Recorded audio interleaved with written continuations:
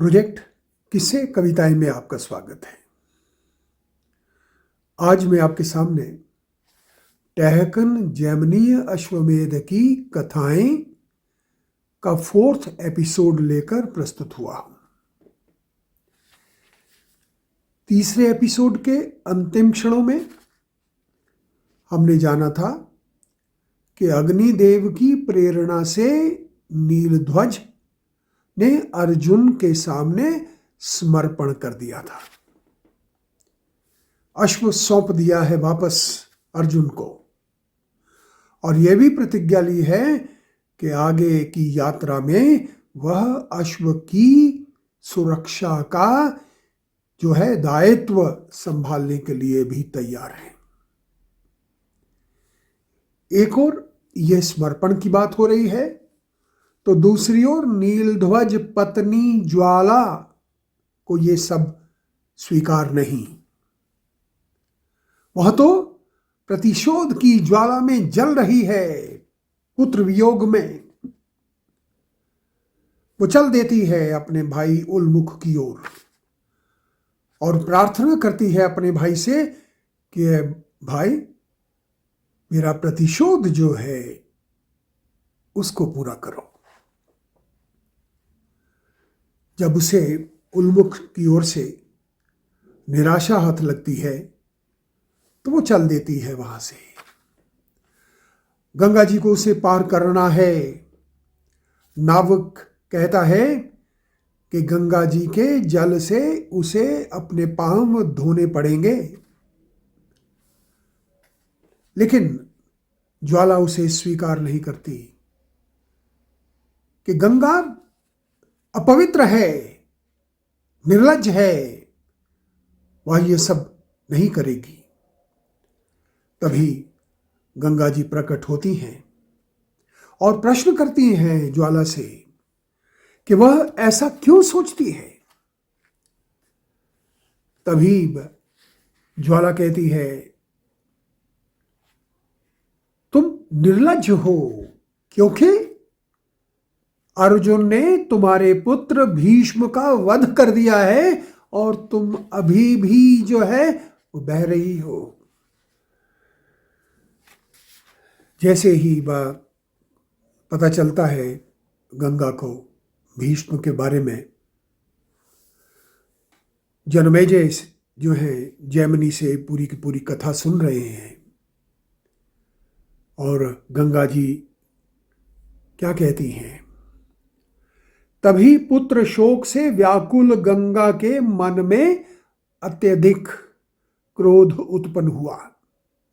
वह उसने श्राप दिया कि अर्जुन, जिस प्रकार तूने मेरे पुत्र की हत्या की है उसी प्रकार तुम्हारा पुत्र तुम्हारे शरीर को बाणों से बेध देगा। गंगा के इन वचनों को सुनकर प्रतिशोध की ज्वाला से शांत ज्वाला मन ही मन प्रसन्न हो गई। वह भगवान से बस यही प्रार्थना करने लगी कि हे प्रभु, मुझे वही शस्त्र बना दो जो अर्जुन की मृत्यु का कारण होगा। अतः मनवांछित इच्छा पाकर ज्वाला ने अपनी चिता सजा ली और उस शस्त्र के रूप में बदल गई जिसने अर्जुन की मृत्यु का कारण बनना था। इधर ये सारी एक घटना घटती है। दूसरी ओर अश्व जो है वो चल दिया है दक्षिण दिशा की ओर, इधर उधर घूमता है, किसी ने उसे पकड़ा नहीं। तभी अश्व जो है देवताओं तथा ऋषि मुनियों के स्थान विंध्य पर्वत जा पहुंचा, जहां एक विशाल शिला है, चट्टान है, उसके साथ चिपक गया है। जैसे ही अर्जुन आदि योद्धा और सेना ये सब देखती है बहुत कष्ट होता है उसे, क्योंकि अश्व की यात्रा यदि पूरी नहीं हुई, अश्व यदि यात्रा पूरी करके वापस हस्तिनापुर नहीं पहुंचा तो ये यज्ञ खंडित हो जाएगा। किस प्रकार इसे इस शिला रूप से छुड़वाया जा सकता है, प्रयास होने लगे। लेकिन सभी प्रयास जो है वो निष्फल गए हैं। तभी योद्धा लोग जो हैं, ये जानने के लिए कि इस शिला की क्या कथा है, क्यों बना है ये अश्व भी शिलावत, इधर उधर भटकते हैं। तभी उन्हें उस वन में, जहां पर पक्षी जानवर सारे स्वतंत्र विचरण कर रहे हैं, किसी को किसी से भय नहीं, वहां एक आश्रम दिखाई देता है। टहकन के अनुसार सौरभ ऋषि का आश्रम है, जबकि महर्षि जैमिनी के जैमिनी अश्वमेध के अनुसार सौभरी ऋषि का वह आश्रम है विंध्य पर्वत में, यमुना जी के किनारे। सौभरी ऋषि के सामने अर्जुन व उसके योद्धा पहुंचते हैं, उसे प्रार्थना करते हैं कि महर्षि, हमें इस मुक्ति का मार्ग बताया जाए। हमने ये यज्ञ जो है, महाभारत के युद्ध के उपरांत कौरवों का जो विनाश हुआ है, हमारे बंधु बांधवों का जो विनाश हुआ है, उससे प्रायश्चित स्वरूप हमने इस यज्ञ को किया है। ये सब सुनकर अर्जुन की इस प्रकार की अहमवादी जो विचार है, उनको सुन करके सौभरी ऋषि कहते हैं, अर्जुन, तुमने भगवान श्री कृष्ण के मर्म को जाना ही नहीं। अरे तुम कौन होते हो ये सब करने वाले? महाभारत का प्रत्येक दृश्य, उसका कारण कोई है, कर्ता व हर्ता यदि कोई है वो कृष्ण है। इस यज्ञ को करने वाला भी यदि कोई है तो वो कृष्ण है, तुम नहीं।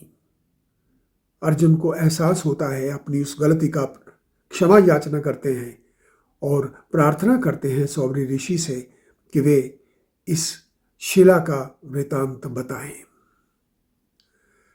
शिला के उस वृतांत से पहले सौभरी ऋषि के बारे में अवश्य ही कुछ बताना चाहूंगा।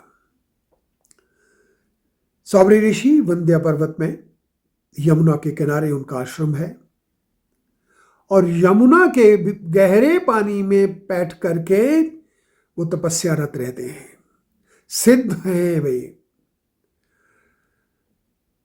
तभी क्या होता है, एक दिन जब वे तपस्यारत हैं, उन्होंने क्या देखा है, मछली का जो परिवार है वो क्रीड़ारत है, और ऋषि के मन में भी काम वासना का जो है वो जन्म होता है। यमुना के गहरे जल में से वो निकलते हैं और राजा मांधाता के पास पहुंचते हैं कि राजन, आपकी एक कन्या के साथ मैं विवाह करना चाहता हूं।